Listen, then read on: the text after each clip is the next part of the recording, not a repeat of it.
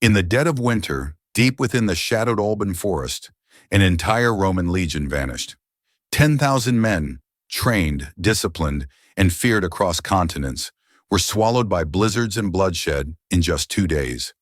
The empire's pride was shattered, its enemies emboldened, and whispers of Rome's fall echoed through Europe. Yet from this nightmare would rise legends. A young centurion hardened by frost and fear, a ruthless tribal warlord draped in crimson, and a commander destined to rewrite the art of war. This is the untold saga of Rome's darkest hour and its fiery resurrection. If tales of forgotten battles and legendary warriors ignite your curiosity, stay with us as we journey into this chilling saga. Subscribe, share your thoughts below, and join us in uncovering the blood-soaked secrets of history that shaped empires and forged legends. The winter of 12 BCE descended upon the Roman frontier like a silent executioner. Snow blanketed the northern provinces, freezing roads and rivers into lifeless mirrors. Yet in the heart of this bitter season, a Roman legion marched forward with unyielding confidence. Led by General Aelius Corvus, a veteran of countless campaigns, the Invicta Legion had never known defeat. 10,000 soldiers, their armor gleaming beneath a gray sky, advanced into the shadowy depths of the Alban Forest, believing they were pursuing scattered tribes too weak to stand against Rome's might. The forest greeted them with an eerie stillness.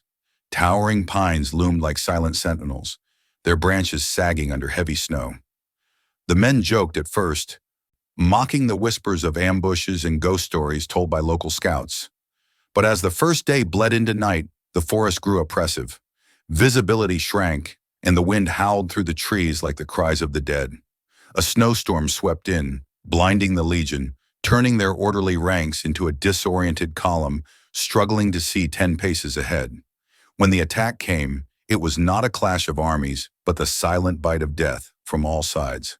Javelins hissed through the snow-laden air, striking men down before they could even raise their shields. The enemy was nowhere and everywhere at once, shadows darting between trees, unseen archers loosing arrows from the cover of darkness. Panic spread like wildfire. Commanders shouted orders drowned out by the storm's roar, while soldiers stumbled into traps hidden beneath the snow. Pits lined with sharpened stakes, paths blocked by fallen trees. By the second night, the legion was fractured. Small clusters of men huddled together for warmth, torches flickering feebly against the black maw of the forest. Wolves howled from afar, drawn to the scent of blood. Those who tried to retreat found themselves circled back, disoriented by the endless maze of trees. Roman discipline, once unshakable, crumbled beneath the weight of fear. The snowstorm did not relent. The enemy moved like phantoms, striking at night and vanishing by dawn. Soldiers fell asleep from exhaustion and never awoke, frozen in their armor. The wounded begged for mercy, but the tribesmen offered none. The Alban Forest became a slaughterhouse. Within 48 hours, the Invicta Legion ceased to exist. General Aelius Corvus, the man once hailed as the Iron Hawk of Rome, was found dead beneath a shattered pine, his lifeless hand still gripping his gladius. Around him, the bodies of his men were strewn like discarded dolls, their red cloaks buried beneath white snow stained with crimson. Not even the sacred standards of Rome, the eagle banners, were spared. They were taken as trophies, a message to the empire that its power was not absolute. When news of the massacre reached Rome weeks later, it struck the empire like a dagger to the heart. Senators sat in stunned silence as messengers recounted the impossible. An entire legion annihilated in 2 days. The name Alban Forest became a curse whispered in fear. Mothers wept in the streets for sons who would never return. The empire's enemies rejoiced, spreading tales of Rome's weakness. The Alban Forest had swallowed Rome's pride whole. What was meant to be a simple, punitive expedition turned into one of the greatest disasters in Roman military history.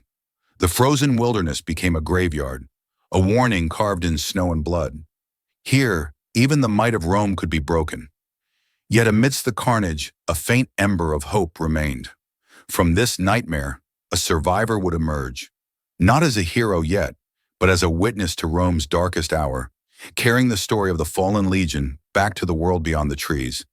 The Alban Forest was silent once more, its snow-laden branches sagging under the weight of Rome's defeat. For miles, nothing stirred but the wind and scavenger birds circling overhead. Yet buried beneath this silence was movement, a man crawling through the snow, breath ragged, armor cracked and bloodied. His name was Marcus Draven, a young centurion, barely 25, and he was about to become the living embodiment of Rome's will to endure. Draven had been born on the empire's northern frontier, in a small town where winters were long and brutal. Unlike many legionaries raised under the sun-soaked skies of Italy, he knew the language of snow, the way it muffled sound, the way a storm could erase paths overnight. He had joined the legions at 16, rising quickly through the ranks not through noble blood or connections, but through grit, cunning, and an instinct for survival. Those instincts had kept him alive while his comrades perished. When the first ambush struck, Draven's cohort was at the vanguard, taking the brunt of the attack. He fought like a man possessed, cutting down foes who lunged from behind tree trunks, dragging wounded comrades behind makeshift shields. But as chaos swallowed the legion, even the most disciplined units scattered. Hours later, Draven found himself separated, surrounded only by a handful of surviving soldiers, their faces pale with terror and exhaustion. "Stay quiet," he whispered, his voice hoarse, his breath forming clouds in the frigid air. "They hunt by sound." Draven understood that survival would require abandoning Roman pride. No more clanging armor or bright torches. He ordered his men to strip anything that glittered, to wrap cloth around their weapons to muffle noise. The snowstorm was their enemy, but also their shield. Moving low and slow, they melted into the frozen forest, becoming shadows among shadows. The young centurion took charge not because of rank, his superiors were all dead, but because his men instinctively trusted him. He led them to high ground, to caves hidden beneath thick pine roots, into streams whose icy waters they followed to throw off enemy trackers. At night, they buried themselves in snow for warmth, their bodies trembling but alive. Days turned into a blur of hunger, frostbite, and constant fear. They scavenged what they could from fallen comrades. Dried rations frozen solid, arrows to reuse, cloaks from the dead to stave off the biting cold. One soldier, Lucius, succumbed to his wounds after 3 nights. Draven knelt beside him, closing his friend's eyes with trembling hands. "You'll see Rome again," he whispered, though he knew Lucius would never leave this forest. What kept them moving was not hope, but duty. Draven knew that Rome had to learn of this disaster, that someone had to carry the truth back. If not, the tribes would spread their victory unchecked, and the empire's enemies would swarm like wolves. Every step was agony, but he forced himself onward, his voice a steady beacon for his men. "One more mile, one more night. Rome is waiting." On the 7th day, their luck nearly ran out. A war party of Helgar's warriors, massive men clad in furs, faces painted red with blood, cornered them near a frozen ravine. Outnumbered and exhausted, Draven made a desperate choice. He split his group, sending half to flank their attackers, while he led a direct charge, screaming like a madman. The tribesmen, startled by the ferocity of the counterattack, faltered. In the chaos, Draven's men cut down several warriors, seizing their cloaks and weapons before vanishing back into the blizzard.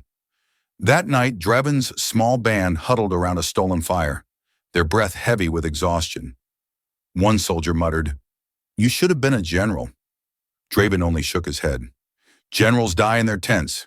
We live in the snow." After nearly 2 weeks of harrowing travel, frostbitten and skeletal, the survivors finally staggered out of the Alban Forest. The first Roman outpost they reached could scarcely believe their eyes. The guards rushed forward, horrified by the sight. Men in rags, gaunt faces, and bloodied armor, carrying scraps of the Invicta Legion's once proud banners.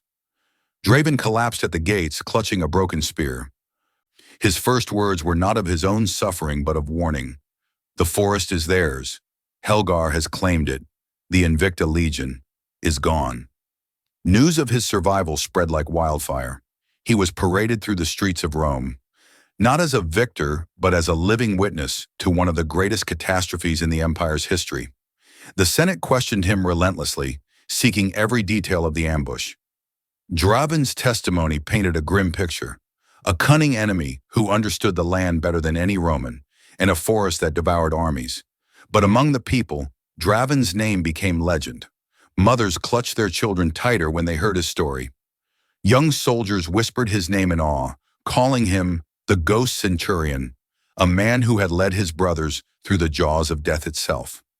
Rome, humiliated and enraged, needed a symbol of resilience, and Marcus Draven became that symbol.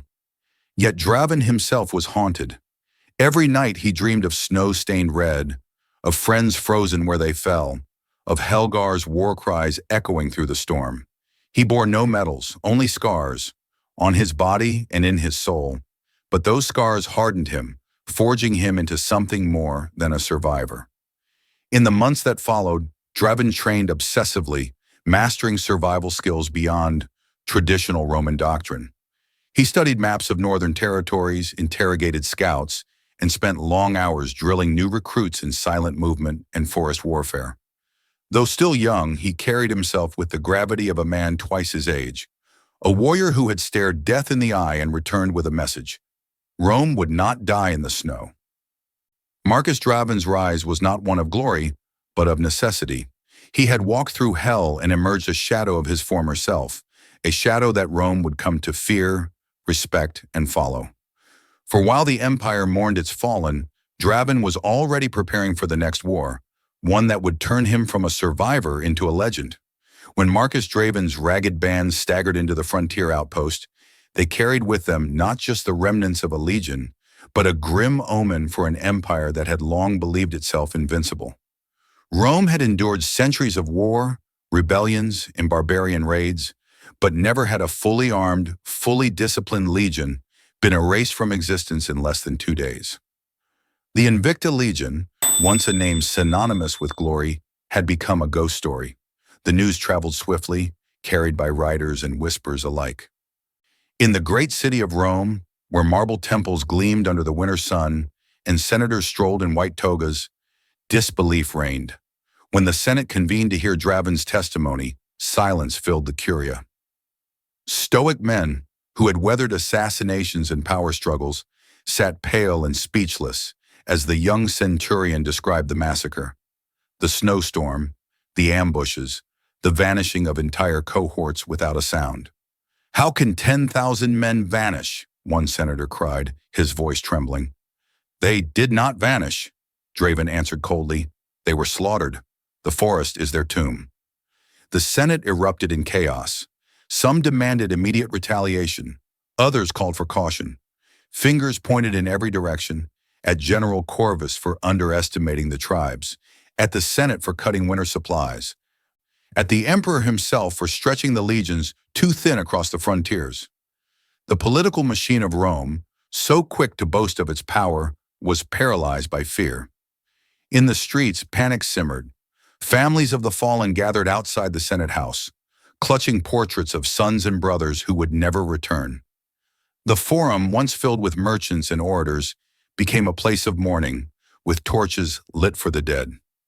Veterans muttered that the gods had turned against Rome, while foreign envoys smirked behind polite masks, sensing weakness. Along the empire's northern frontier, word of Rome's humiliation spread faster than the winter wind. Tribal confederations that had once paid tribute now began raiding Roman settlements. Helgar the Blood Red, the warlord responsible for the ambush, sent emissaries to neighboring tribes, boasting of his triumph and urging them to rise against the rotting eagle. Small garrisons, unprepared for coordinated attacks, were overwhelmed. Villages loyal to Rome were burned, their survivors driven into slavery. For the first time in generations, Rome's enemies began to believe the unthinkable, that the empire could be defeated. The Roman military machine strained under the pressure. With so many legions stationed in distant provinces, Gaul, Hispania, Africa, and the East, the northern frontier was dangerously undermanned. Generals bickered over reinforcements, while governors hoarded resources for their own territories. Even within the Senate, factions deepened. Some senators pushed for immediate vengeance, declaring that the forests must be burned and the tribes exterminated. Others warned that a hasty campaign could doom more legions to the same fate. Meanwhile, the emperor, an aging ruler consumed by political intrigue, remained indecisive, delegating authority to a divided council. Rome's mighty empire, stretching across 3 continents, suddenly felt fragile. To the common citizens, fear gave way to superstition.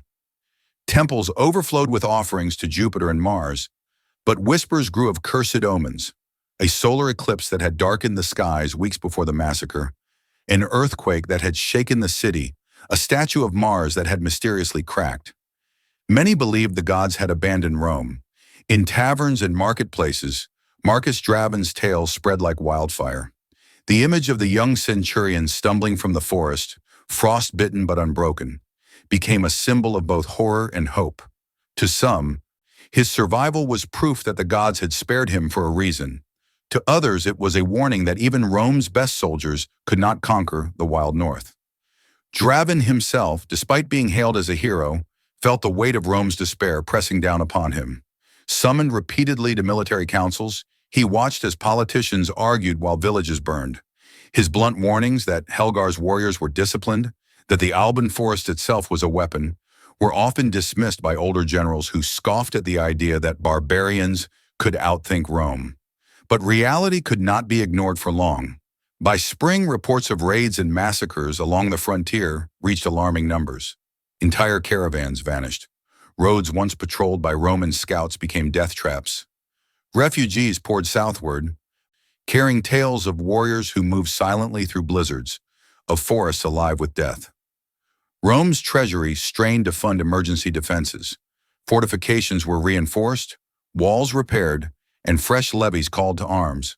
But morale was low. The memory of the Invicta Legion's destruction loomed like a specter over every soldier. Recruits trembled at the mention of Alban Forest, and even seasoned veterans admitted they had never faced an enemy so cunning. For centuries, Rome had been the hunter, crushing resistance wherever it arose.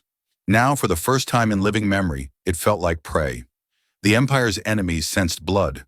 Envoys from rival kingdoms in the east and across the Mediterranean began probing Rome's defenses, testing the waters for rebellion. Diplomats smiled in public but privately exchanged letters filled with speculation. If Rome can lose a legion, can Rome itself fall? Amid this chaos, one truth became clear. The disaster in the Alban Forest was not just a military defeat, it was a psychological earthquake, shaking the foundations of Roman supremacy. The illusion of invincibility, carefully cultivated for generations, had been shattered. And yet, amidst the despair, there was a flicker of resilience. Rome had been wounded, but history had shown time and again that the empire was most dangerous when cornered. All that was needed was a leader, a man who could turn humiliation into vengeance, who could forge a new kind of army to fight a new kind of war. The name of that man was already being whispered in the barracks and senate halls: Gaius Severian, a strategist as ruthless as he was brilliant. The empire teetered on the edge of collapse, but with Severian's rise, the winds of war would shift once more. Far to the north, beyond the icy rivers that marked the Roman frontier, lay a world Rome had never truly conquered, a realm of endless forests, towering pines, and frozen marshes. Here, survival demanded strength and cunning, and no man embodied these traits more than Helgar the Blood-Red. To the tribes of the north, he was not just a warlord, he was a living legend, a chieftain forged in fire and blood, whose rise mirrored the harshness of the land he ruled. Helgar was born during a winter storm so fierce that his mother gave birth in a cave, with wolves prowling outside. His people took this as an omen, that the gods had sent a child who would grow as wild and relentless as the storm itself. By the age of 12, he was already a warrior, wielding an axe taller than himself. At 16, he challenged his own father for leadership of the tribe, defeating him in single combat and claiming his father's war helm as his own. By 20, he had united several clans under his banner, forging alliances through a mixture of fear and charisma. Helgar's rise was not fueled by brute strength alone. He was a tactician, a rare quality among tribal leaders. He studied Rome, observing their legions from afar, interrogating captured soldiers, and learning their formations, strengths, and weaknesses. Where other chieftains charged headlong into Roman shields, Helgar struck from the shadows. He turned the Alban Forest into a labyrinth of death, filling it with traps, ambush points, and hidden supply caches. He taught his warriors to move silently, to vanish into snowdrifts, and to strike only when victory was certain. His brutality became legendary. Prisoners were not merely killed, they were displayed. Frozen corpses hung from the trees as a warning. Villages that resisted him were burned to the ground, while those who submitted were brought into his confederation. Under his leadership, what had once been scattered tribes became a disciplined coalition, united by a single goal: to drive Rome from their lands forever. Helgar's warriors were unlike any enemy Rome had faced. Clad in furs and painted with streaks of blood, they moved with an animalistic grace. Their weapons were crude but effective: broad axes, spears tipped with bone, and heavy shields made of layered wood and hide. They trained to fight in blizzards, to use the storm as an ally. Where Roman soldiers faltered in knee-deep snow, Helgar's men glided across it, their boots wrapped in animal sinew to prevent sinking. The massacre of the Invicta Legion was Helgar's masterpiece. He had waited weeks for the perfect storm, studying the Roman advance and feeding them false intelligence through captured scouts who had been turned into unwilling informants. When the snow began to fall, Helgar unleashed his trap, cutting off Roman supply lines, attacking from multiple directions, and using the forest itself as a weapon. In 2 days, he had accomplished what no barbarian warlord had dared dream. He had annihilated a Roman legion and seized its banners, symbols of imperial power. Helgar's victory elevated him to near-mythical status among his people. Tribes from distant lands flocked to his banner, eager to join the man who had humiliated the mightiest empire in history. Songs were sung of the blood-red warlord, the man whose axe drank Roman blood like wine. His influence stretched across the northern frontier, and even rival chieftains who despised him found themselves bending the knee, for to defy Helgar was to invite death. But Helgar's ambitions reached further than tribal warfare. He envisioned a world where Rome's iron grip over trade routes and resources was shattered, where his people could roam freely without paying tribute to foreign rulers. He sent emissaries to distant tribes, promising them Roman plunder, and began forging alliances with smaller kingdoms eager to see Rome weakened. His war council, composed of chiefs, shamans, and seasoned raiders, plotted not just raids but a full-scale uprising. Helgar understood that Rome's strength lay in discipline, but also in predictability. Legions marched in formation, adhered to strict codes, and relied heavily on roads and supply chains. He exploited this ruthlessly, striking where roads ended, burning supply depots, and ambushing convoys. His warriors learned to dismantle Roman camps silently at night, slipping past sentries to slit throats and vanish before dawn. To Rome, Helgar became more than an enemy. He was a phantom. Scouts sent to track him often never returned. Entire patrols disappeared without a trace. The very mention of his name struck fear into soldiers, who whispered of a demon warrior with red war paint and eyes like fire. Yet Helgar was no mere brute. His mind was as sharp as his axe. He studied Roman politics, aware of their internal divisions, and struck precisely when Rome was weakest. He knew that fear could be more powerful than steel, and he cultivated his image as an unstoppable force. His warriors believed he was blessed by the gods, invincible in battle. This belief fueled their ferocity, making them fight with a zeal Rome struggled to match. Even Marcus Draven, hardened by his survival, could not dismiss Helgar's brilliance. In Senate councils, Draven described him not as a savage, but as a general worthy of Rome's respect. "Underestimate him, and more legions will fall," Draven warned, his voice carrying the weight of first-hand experience. But many senators scoffed, blinded by arrogance, calling Helgar a painted barbarian.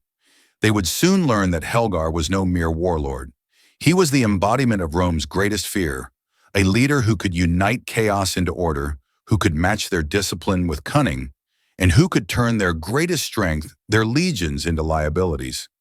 For the first time in generations, Rome faced an enemy it could not simply outnumber or outspend. Helgar's forests were impregnable, his warriors relentless, and his strategy terrifyingly precise. The empire's pride had been shattered, but worse was yet to come. Helgar was not content with one victory. He intended to bleed Rome dry, one campaign at a time, until the eagle standard was nothing but a relic hanging in his great hall. In the frozen wilderness, fires burned in Helgar's camp as he plotted his next move. His axe rested beside him, its blade still stained with Roman blood. To his people, he was a hero. To Rome, he was death incarnate.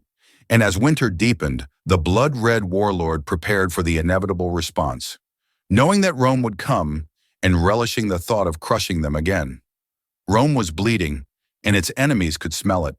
The northern frontier teetered on the edge of collapse, and whispers of Helgar's invincibility spread even into the heart of the capital.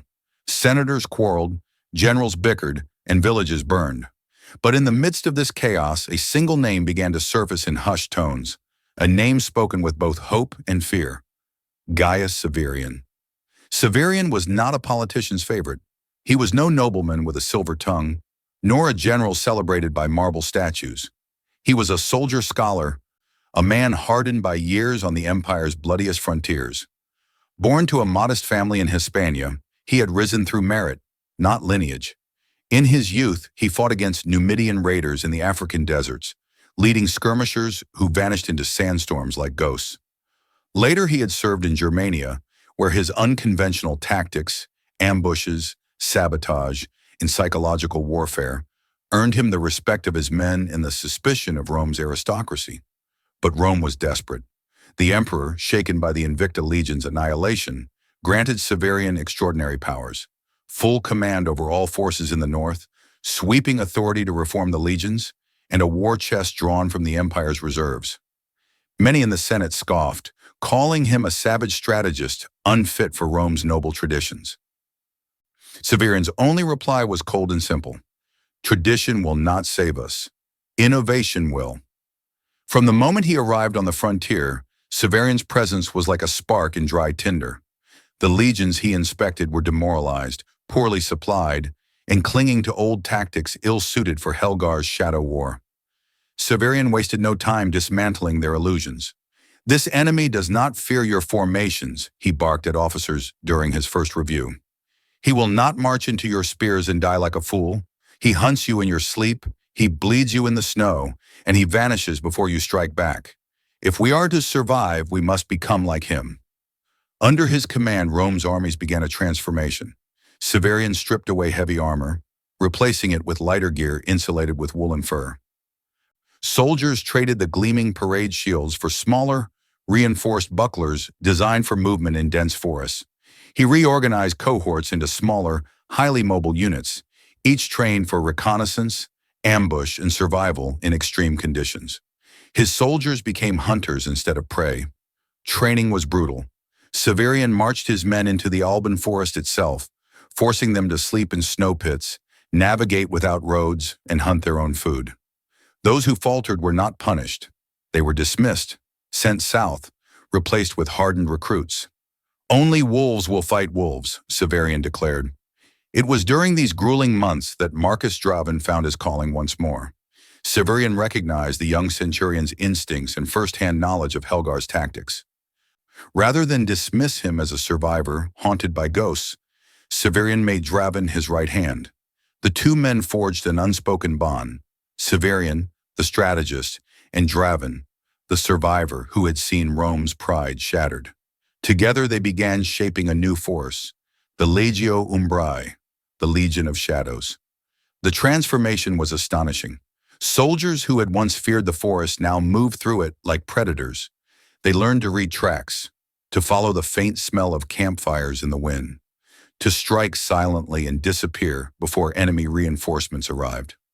Scouts painted their armor in muted colors, blending into the snow and trees. Rome, once a juggernaut of heavy infantry, was evolving into something far more dangerous: a predator of predators. But Severian's reforms extended beyond tactics. He understood that Helgar's power came not just from his warriors, but from fear. Rome had to reclaim its image of dominance. Severian began a campaign of psychological warfare, Captured tribesmen were sent back to their villages with stories of Roman ambushes and ghostly soldiers who moved through blizzards without sound. Caravans were fortified and sent north as bait, luring Helgar's raiders into carefully planned traps. Slowly, the tribes began to realize that Rome was adapting. One night, as Severian studied maps by torchlight, Drevin entered his tent. "You're making them fear us again," Drevin said, his voice steady but laced with admiration. Severian looked up, a faint smile crossing his weathered face. "Fear is a weapon, Marcus, but fear alone won't win this war. We need a decisive strike. Helgar must die, and the Alban Forest must burn." The plan Severian crafted was as audacious as it was dangerous. Rather than fortify Rome's defenses and wait for Helgar's next move, Severian would march directly into enemy territory, deep into the Alban Forest, the same forest that had swallowed the Invicta Legion whole. But this time, Rome would not come as a blundering beast. It would come as a phantom, striking with precision and ruthlessness. Preparation took months. Supply chains were rebuilt, this time hidden and protected. Winter gear was stockpiled, and weapons were redesigned for close-quarters combat in dense woods. Severian personally led night drills, teaching his soldiers to fight in silence. Drevin's first-hand experience became invaluable, his warnings shaping every strategy. By the time spring approached, the Legio Umbrae was no longer a rumor but a reality. Tribes whispered of Roman soldiers who could vanish into snow, who left no footprints, who killed without a sound. Helgar's scouts, once fearless, began disappearing, their corpses found hanging from trees. A grim message that Rome had learned their ways. Within Rome itself, Severian's name began to eclipse the Senate's squabbles. The people, once paralyzed by grief, found hope in tales of his reforms. Markets reopened, temples filled with prayers not of despair, but of vengeance. The emperor, though aging and frail, placed full trust in Severian, granting him unprecedented autonomy. On the eve of his campaign, Severian stood before his assembled army. No shining armor, no polished banners, just hardened soldiers clad in furs and steel, faces painted in war colors. The sight was both terrifying and inspiring. "Look around you," Severian's voice carried across the camp. "You are not marching to reclaim honor. You are not marching for revenge. You are marching to remind the world who we are. Rome does not bow to storms. Rome does not fear forests. Rome does not forget." The soldiers roared in response, a sound that echoed through the cold night. For the first time since the massacre, there was no fear in their eyes, only resolve. And so, under Severian's command, Rome prepared to strike back. The hunter was becoming the hunted, and Helgar's reign of terror was about to face its greatest challenge yet.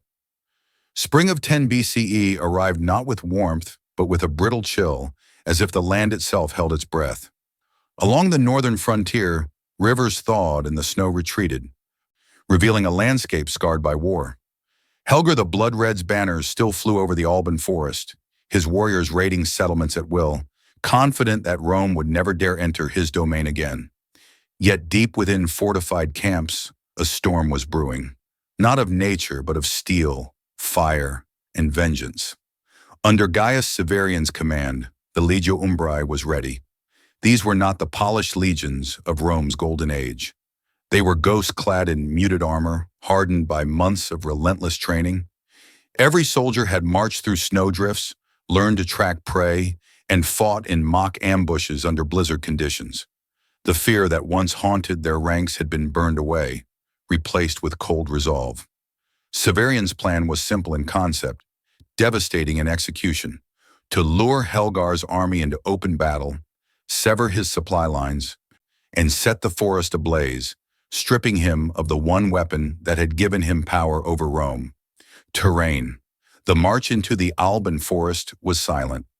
Unlike the Invicta Legion's ill-fated expedition years before, there were no drums or trumpets, only the crunch of boots and the occasional creak of leather. Scouts moved ahead like shadows, marking safe passages through ravines and frozen streams. Marcus Drevin led one of these vanguard units, his sharp eyes scanning for any sign of Helgar's hunters. He could feel the ghosts of his fallen comrades in the wind, urging him forward. The first clash came swiftly.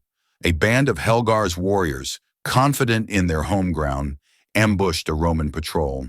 But instead of panicking, the patrol melted into the trees, drawing the raiders into a kill zone. Arrows whistled from hidden positions. Spearmen emerged from snow-laden undergrowth, and within minutes the ambushers were dead or fleeing. Rome had learned the enemy's tactics and turned them against him. News of these reversals spread quickly, and for the first time Helgar's warriors tasted uncertainty. But Severian knew small victories were not enough. He needed a decisive blow. Weeks of careful maneuvering brought his forces to the heart of the Alban Forest, where Helgar had fortified a massive encampment. The warlord had gathered thousands of warriors, their tents stretching like a sea of furs and timber. Fires burned high, and drums echoed through the night, a challenge to any who dared approach. Severian's strategy was audacious. He split his army into 3 divisions, one to encircle Helgar's camp from the south, another to block retreat paths to the north, and a third led by Draven to infiltrate and sabotage supply caches. The attack would come at dawn. That night, under a sky veiled in mist, Rome moved like predators. Draven's unit slipped into enemy territory, blades glinting faintly in moonlight. Silent as wraiths, they cut down sentries and set fire to stockpiles of food and weapons.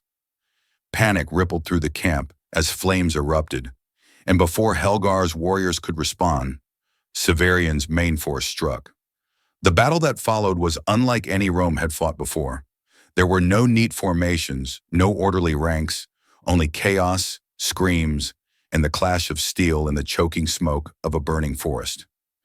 Helgar himself emerged from the inferno, a towering figure with blood-red paint streaking his face, his massive axe cleaving through shields and helmets alike. Wherever he strode, Roman soldiers fell.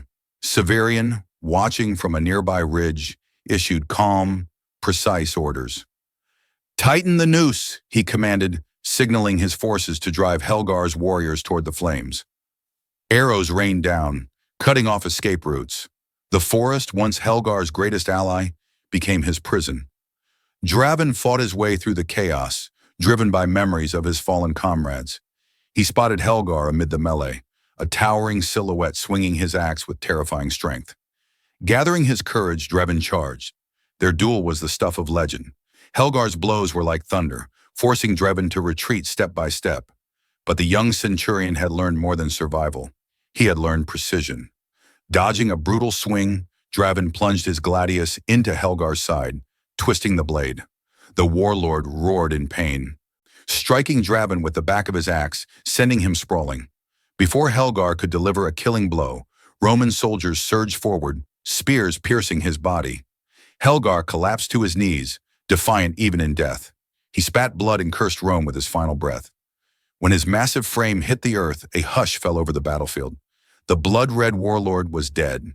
With their leader fallen and their camp engulfed in flames, the tribal warriors broke. Some fled into the forest, others surrendered. By sunset, the once mighty Alban stronghold was reduced to smoldering ashes. Rome had not only avenged the Invicta Legion, but shattered the tribal coalition Helgar had forged. Severian surveyed the battlefield, his expression unreadable. "Send word to Rome," he said quietly. "The forest that swallowed a legion now burns for them." Marcus Draven, battered but alive, was carried from the field by his comrades. In Rome, his legend grew even greater. He was awarded honors beyond his rank, hailed as a hero of the empire, a living testament to resilience and courage.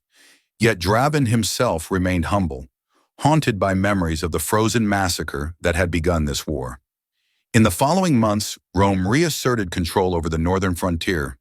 Forts were rebuilt, roads cleared, and trade resumed. But the Alban Forest, once a symbol of terror, was left scarred and blackened, a grim monument to the cost of victory. Gaius Severian's campaign became a model of adaptation and ruthless efficiency, studied for generations. He had transformed the Roman legions into an unstoppable force once again, proving that even the empire's darkest hour could be turned into triumph. As for Helgar, his name lived on among the tribes, not as a failure, but as a legend, a chieftain who had brought Rome to its knees. if only for a moment. Songs of his defiance echoed through the northern lands for centuries, but history belonged to the victors, and Rome emerged stronger. From tragedy and humiliation, the empire had risen anew. The eagle standard flew high once more, casting its shadow over a continent that would not soon forget the night of blood in the Alban Forest, a tale of vengeance, rebirth, and the price of power.